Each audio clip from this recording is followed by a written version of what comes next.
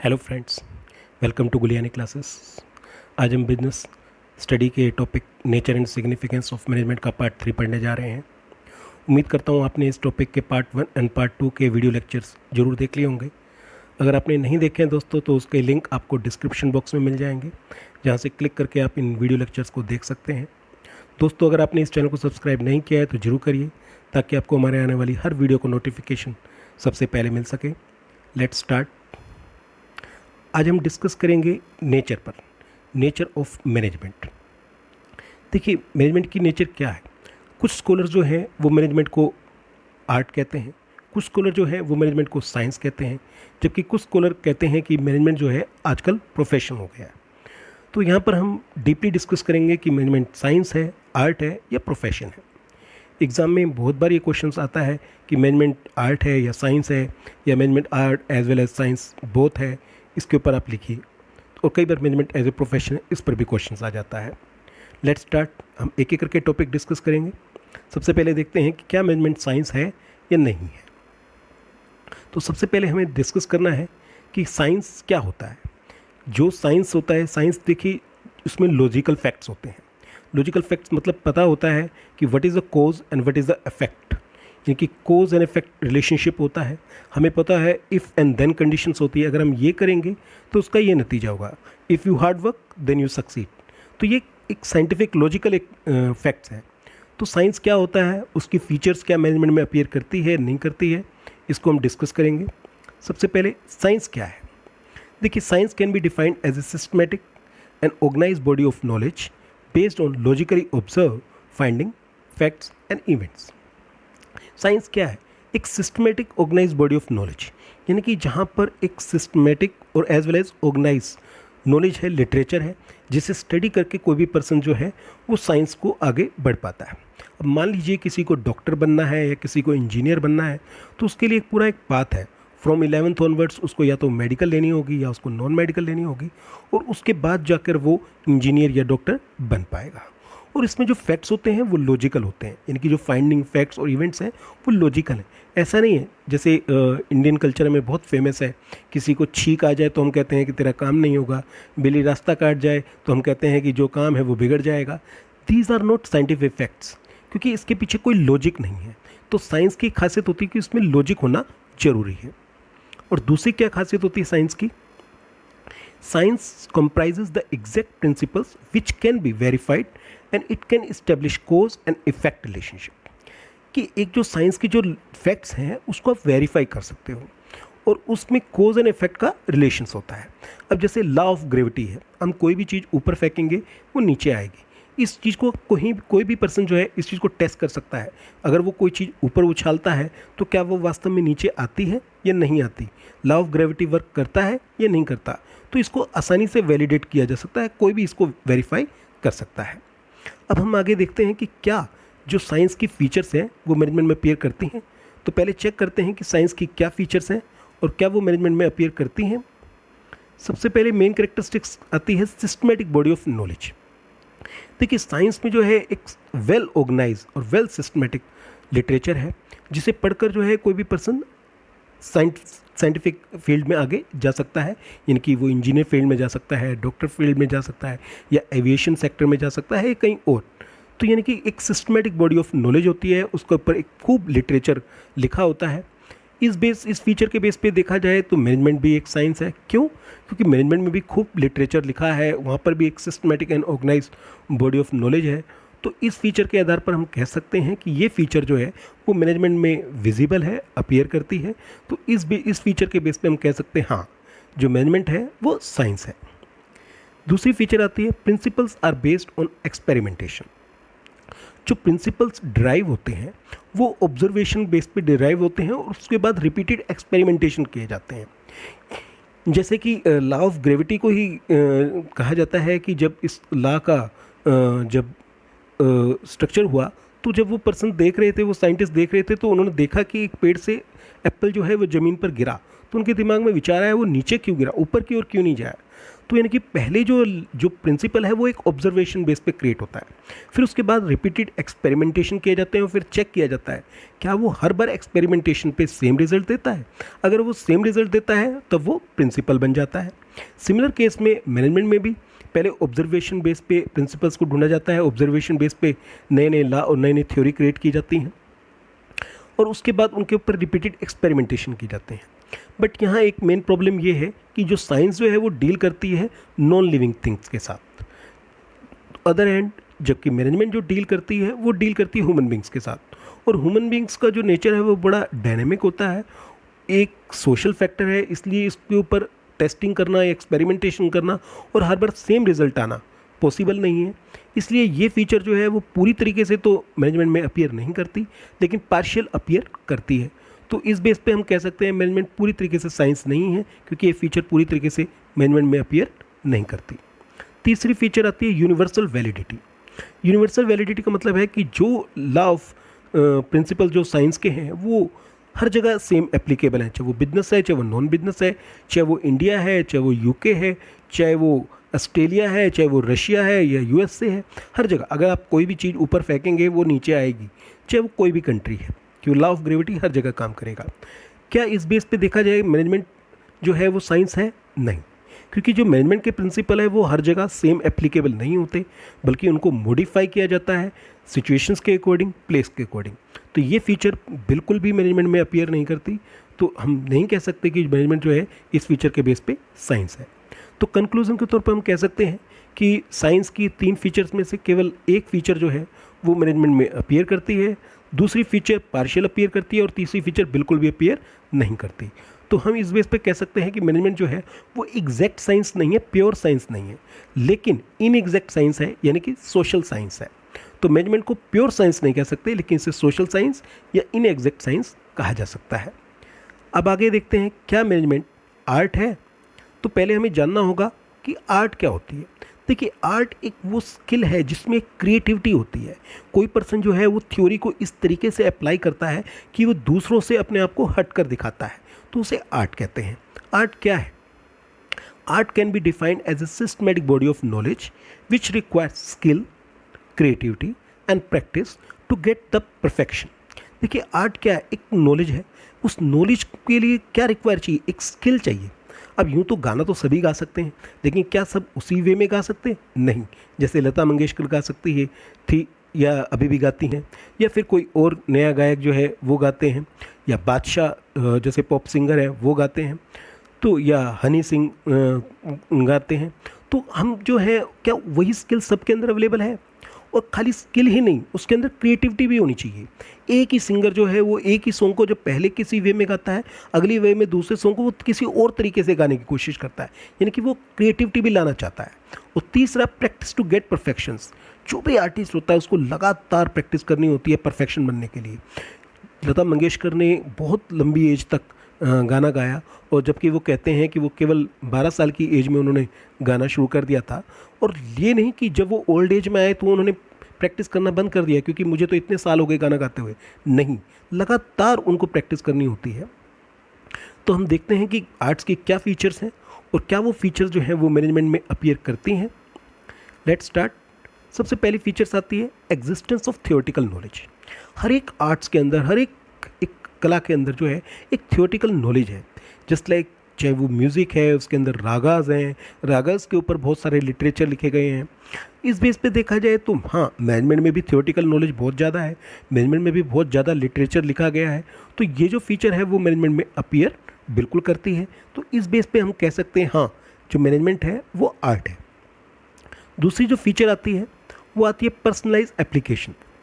देखिए, theoretical knowledge तो हर एक के पास हो सकती है, लेकिन उसको अप्लाई करना सबके लिए सेम नहीं होता। तो उसको जो अप्लाई करना है वो हर एक पर्सनल की अपनी पर्सनल स्किल पे डिपेंड करता है। अब जो रागाज हैं वो सबने सेम सुने हुए हैं, हर एक म्यूजिशियन ने वही सुने हुए हैं, लेकिन क्या उसको अप्लाई करना सेम? नहीं। हर एक म्यूजिशियन उसको अलग वे में अप्लाई करता है, अलग अलग तरीके से अप्लाई करता है, जिससे वो अलग अलग धुन क्रिएट करता है। इसीलिए जो पर्सनल एप्लीकेशन है वो बहुत ज़रूरी है। इन अ सिमिलर मैनर मैनेजमेंट में भी जो है, जो थियोरेटिकल नॉलेज है वो तो सभी मैनेजर एक जैसी गेट करते हैं, लेकिन जब सिचुएशंस आती है, जब प्रॉब्लम आती है, तो जब उसको अप्लाई करना होता है तो हर एक मैनेजर जो है वो सेम वे में अप्लाई नहीं कर पाता। हर एक मैनेजर की जो एप्लीकेशन है वो डिफरेंट होती है। जो उसको अच्छी तरीके से अप्लाई कर पाता है वो गुड मैनेजर कहलाता है, और दूसरा बैड मैनेजर कहलाता है। तो यानी कि इस फीचर के बेस पे देखा जाए तो यस, मैनेजमेंट आर्ट है, क्योंकि मैनेजमेंट में भी जो है पर्सनल एप्लीकेशन एप्लीकेबल करती है। तीसरी जो फीचर्स आती है वो आती है based on the practice and creativity. देखिए, प्रैक्टिस और क्रिएटिविटी बहुत ज़रूरी है। यानी कि केवल थियोरेटिकल नॉलेज होना और पर्सनलाइज एप्लीकेबल नहीं होना, उसके अंदर जो है वो जो पर्सन्स है वो नई नई खासियत लाता है, नई नई तरीके लाता है, जिससे कि हो सकता है मान लीजिए एक मैनेजर को एक प्रॉब्लम फेस करनी हुई और उसने कोई तरीका अपनाया और उसमें सक्सेसफुल हुआ, लेकिन उसके दिमाग में आता है वही प्रॉब्लम फिर दोबारा वो फेस करता है, तो क्या वही सेम तरीका अपनाए? नहीं, अब की बार उसको लगता है इस तरीके में थोड़ा मॉडिफिकेशन करके और अच्छा मैं कर सकता हूँ। तो सिमिलर वे में आर्टिस्ट को भी लगातार प्रैक्टिस करनी पड़ती है। जैसे हमने बताया, Lata Mangeshkar at the old age तक बहुत ज़्यादा प्रैक्टिस की। अगर क्रिकेटर में देखा जाए तो सचिन तेंदुलकर बहुत छोटी एज में उन्होंने क्रिकेट खेलना शुरू किया था, और जब वो रिटायर हुए 2013 तक लगातार 6-6 घंटे डेली प्रैक्टिस किया करते थे। तो प्रैक्टिस और क्रिएटिविटी ये बहुत ज़रूरी है। इस बेस पे देखा जाए तो ये फीचर भी जो है वो मैनेजमेंट में अपीयर करती है। तो हम कह सकते हैं इस फीचर के बेस पर कि मैनेजमेंट जो है वो आर्ट है। तो इस बेस पे हम कंक्लूजन वे में कहें कि क्या मैनेजमेंट आर्ट है, क्योंकि मैनेजमेंट की ये तीनों फीचर जो है आर्ट्स की वो मैनेजमेंट में अपीयर करती हैं। तो इस बेस पे हम कह सकते हैं हाँ, जो मैनेजमेंट है वो आर्ट है। लेकिन कंक्लूजन वे में कहा जाए कि मैनेजमेंट साइंस है या आर्ट है, तो मैनेजमेंट साइंस और आर्ट दोनों है। साइंस वे में इनएग्जैक्ट साइंस है और आर्ट की सारी फीचर्स अवेलेबल हैं। तो management is a both science as well as art, but science way में इनएग्जैक्ट या सोशल साइंस है। अब डिस्कस करते हैं क्या मैनेजमेंट प्रोफेशन है। बहुत से लोग अब इसको मानने लगे हैं कि ये एक प्रोफेशन बन गया है, क्योंकि बहुत स्पेशलाइज स्किल चाहिए होती है। तो क्या ये मैनेजमेंट प्रोफेशन है? तो पहले तो हमें ये जानना है कि प्रोफेशन क्या होता है। देखिए, प्रोफेशन पे डिस्कस करते हैं। Profession can be defined as an occupation backed by specialized knowledge and training in which entry is restricted। देखिए, प्रोफेशन क्या है? एक ऑक्यूपेशन है जिसमें एक स्पेशलाइज्ड नॉलेज होती है, एक ट्रेनिंग लेनी होती है, और इसकी जो एंट्री है वो रिस्ट्रिक्टेड है। हर एक बंदा नहीं बन सकता। अब जस्ट लाइक डॉक्टर एक प्रोफेशन है, चार्टर्ड अकाउंटेंट एक प्रोफेशन है, लॉयर एक प्रोफेशन है। अब कोई पर्सन कहे नहीं, मेरे को तो जी डॉक्टरी करनी है, मैं तो ऑपरेशन करूँगा, ऐसा नहीं हो सकता। अगर उसे डॉक्टर बनना है तो उसे फ्रॉम 11th ऑनवर्ड्स मेडिकल लेनी होगी, फिर उसके बाद MBBS की डिग्री उसको गेट आउट करनी पड़ेगी, फिर उसको जो है मेडिकल काउंसिल के पास अपना लाइसेंस रजिस्टर्ड करवाना पड़ेगा, फिर कहीं जाके वो डॉक्टर की प्रैक्टिस कर सकता है। इसी तरीके से जो लॉयर है उन्हें LLB करनी पड़ेगी, अपने आप को रजिस्टर्ड करवाना पड़ेगा बार काउंसिल ऑफ इंडिया के पास, फिर कहीं वो जाकर प्रैक्टिस कर सकते हैं। तो यानी कि उनके पास एक स्पेशलाइज नॉलेज होनी चाहिए, एक स्पेशल ट्रेनिंग होनी चाहिए, क्योंकि जितने भी चाहे वो डॉक्टर्स हैं चाहे वो लॉयर्स हैं, वो सीधे प्रैक्टिस नहीं स्टार्ट करते। पहले किसी सीनियर पर्सन के अंडर में काम करना शुरू करते हैं और उसके बाद वो अपनी खुद की प्रैक्टिस करना शुरू करते हैं। तो जो एंट्री होती है वो रिस्ट्रिक्टेड होती है। तो देखते हैं कि क्या प्रोफेशंस की जो फीचर्स हैं वो मैनेजमेंट में अपीयर करती हैं। तो देखते हैं प्रोफेशंस की क्या फीचर्स हैं। सबसे पहले well defined body of knowledge. जो नॉलेज है वो वेल डिफाइंड है, यानी कि जो लिटरेचर है बहुत लिखा गया है प्रोफेशन में, चाहे वो मेडिकल फील्ड में है, चाहे वो लॉयर फील्ड में है, लॉ फील्ड में है, या चार्टर्ड अकाउंटेंट फील्ड में है। बहुत ज़्यादा लिटरेचर लिखा गया है, उन बुकों को पढ़ना पड़ता है, उसके अंदर एक स्पेशल नॉलेज गेट करनी पड़ती है, क्योंकि उनकी जो नॉलेज होती है वो दूसरों से हटकर होती है। अब जैसे एक नॉर्मल अकाउंटेंट है वो एक नॉर्मल थ्योरी पढ़ के आता है, लेकिन जो चार्टर्ड अकाउंटेंट है उसकी बड़ी डीप स्टडी करके आता है, उसके पास एक स्पेशलाइज नॉलेज होती है। तो इस बेस पे देखा जाए तो हाँ, मैनेजमेंट में भी जो है काफ़ी well defined and organise body of knowledge है, और मैनेजर्स भी जो बनते हैं उनमें वो नॉलेज आजकल के जो मैनेजर्स हैं वो लेके आते हैं, स्पेशली MBA की डिग्री लेके आते हैं।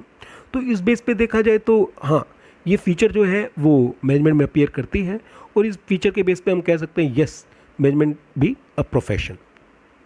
सेकंड फीचर डिस्कस करते हैं रिस्ट्रिक्टेड एंट्री। देखिए, हर प्रोफेशन में जो एंट्री है वो रिस्ट्रिक्टेड होती है, उसके लिए हमें एक डिग्री चाहिए। जैसे पहले डिस्कस किया, अगर किसी को डॉक्टर बनना है तो MBBS की डिग्री लेनी होगी, किसी को लॉयर बनना है तो LLB की डिग्री लेनी होगी। इसी तरीके से अगर उसको CA बनना है, चार्टर्ड अकाउंटेंट बनना है, तो उसको CA की डिग्री गेट करनी होगी। तो एंट्री जो होती है वो रिस्ट्रिक्टेड होती है। ऐसी कोई रिस्ट्रिक्शन जो है वो मैनेजमेंट में नहीं है। कोई भी पर्सन मैनेजर बन सकता है, उसके लिए कोई स्पेशलाइज लीगली कोई ऐसी क्वालिफिकेशन मेंशन नहीं है। तो इस फीचर के बेस पे देखा जाए तो ये फीचर जो है वो मैनेजमेंट में अपीयर नहीं करती है। तो इस फीचर के बेस पे हम कह सकते हैं कि मैनेजमेंट जो है प्रोफेशन नहीं। तीसरी जो फीचर्स आती है वो आती है प्रेजेंस ऑफ प्रोफेशनल एसोसिएशंस। देखिए, हर प्रोफेशन की जो अपनी एक एसोसिएशन होती है, जैसे bar council of India lawyers की है, medical council of India doctors की है। इसी तरीके से क्या कोई ऐसी एसोसिएशंस जो है वो मैनेजमेंट की है? वैसे तो एक एसोसिएशन है AIME, all India management association new Delhi, लेकिन उसका मेंबर बनना हर एक पर्सन्स के लिए ज़रूरी नहीं है, हर एक मैनेजर के लिए ज़रूरी नहीं है। लेकिन दूसरी ओर हर एक लॉयर को, हर एक डॉक्टर को अपनी एसोसिएशंस का मेंबर होना ज़रूरी है। जब तक वो अपने आप को उस एसोसिएशन में रजिस्टर्ड नहीं कराते तब तक वो अपनी प्रैक्टिस स्टार्ट नहीं कर सकते। लेकिन ऐसी कोई लीगली बाउंडनेस जो है वो मैनेजर्स पर एप्लीकेबल नहीं है। Number 4, existence of ethical codes. देखिए, जो मैनेजमेंट है उसमें भी एथिकल कोड्स हैं और हर एक प्रोफेशन में भी एथिकल कोड्स होते हैं। जैसे मेडिकल काउंसिल ऑफ इंडिया अपने डॉक्टर्स के लिए एथिकल कोड्स बनाती है, बार काउंसिल ऑफ इंडिया अपने लॉयर्स के लिए एथिकल कोड्स बनाती है। तो क्या मैनेजमेंट में भी एथिकल कोड्स हैं? यस, आजकल जो है जो AIMA है, all India management association new Delhi, वो भी एथिकल कोड्स बनाती है जिन्हें मैनेजर को फॉलो करना चाहिए। लेकिन वो लीगली बाउंड नहीं है। ऐसा नहीं है कि उन्हें वो जो कोड्स हैं उन्हें फॉलो अप करना ही करना पड़ेगा, ऐसा कोई ज़रूरी नहीं है। तो इस फीचर के बेस पे भी देखा जाए तो ये फीचर जो है वो मैनेजमेंट में पूरी तरह से अपीयर नहीं करती। तो हम नहीं कह सकते इस फीचर के बेस पे कि मैनेजमेंट जो है वो प्रोफेशन है। 5th फीचर्स आती है सर्विस मोटिव। हर एक प्रोफेशन का जो मोटिव होता है वो सर्विस करना होता है। मैनेजमेंट का भी जो मेन मोटिव है वो भी सर्विस करना है, लेकिन पूरी तरीके से इसको सर्विस मोटिव नहीं कह सकते मैनेजमेंट को, क्योंकि मैनेजमेंट जो है वो बिजनेस ऑर्गेनाइजेशंस के लिए होती है और बिजनेस ऑर्गेनाइजेशंस में जो है मोस्टली उनका जो मेन गोल होता है वो होता है प्रॉफिट अर्न करना। तो प्योर सर्विस मोटिव नहीं हो सकता। तो ये फीचर्स पार्शली तो अपीयर करती है, क्योंकि बिना सोशल ऑब्जेक्टिव्स को पूरा किए, बिना सोशल सर्विस किए कोई भी बिजनेस ऑर्गेनाइजेशन लंबे समय तक नहीं रह सकता। लेकिन ये फीचर पूरी तरीके से जो है मैनेजमेंट में अपीयर नहीं करती। तो हम कह सकते हैं कि केवल पहली फीचर जो है well defined body of knowledge वो मैनेजमेंट में अपीयर करती है। बाकी जो 4 फीचर्स हैं वो अब मैनेजमेंट में अपीयर नहीं करती। तो इस बेस पे कह सकते हैं कि मैनेजमेंट जो है वो अभी पूरी तरह से प्रोफेशन नहीं बना है। हाँ, प्रोफेशन की राह में ज़रूर है, क्योंकि अब जो नई नई कंपनियां हैं वो MBA डिग्री होल्डर्स को ही एज ए मैनेजर अपॉइंट करती हैं। हर कंपनी का जो मैनेजमेंट होती है वो एक प्रोफेशनल पर्सन के द्वारा हैंडल की जाती हैं। वो जो नज़रिया है, जो वे है, वो काफ़ी चेंज आ रहा है, एनवायरनमेंट में काफ़ी चेंज आ रहा है। लेकिन पूरी तरीके से प्रोफेशन बनने में अभी इसमें लगभग 1 डिकेड यानी कि 10 से 20 साल जरूर लग जाएंगे। रेफरेंस बुक के लिए आप VK पब्लिकेशंस की बुक पूनम गांधी या RK सिंगला पढ़ सकते हैं। दोस्तों, इस चैनल को सब्सक्राइब करना मत भूलिएगा। अगर आपको ये वीडियो पसंद आई है तो इसको ज़रूर लाइक करिएगा, अपने दोस्तों के साथ शेयर करिएगा। अगर आपको आज पढ़ाए हुए टॉपिक में कोई भी क्वेरी है तो आप हमें कमेंट बॉक्स में लिख सकते हैं।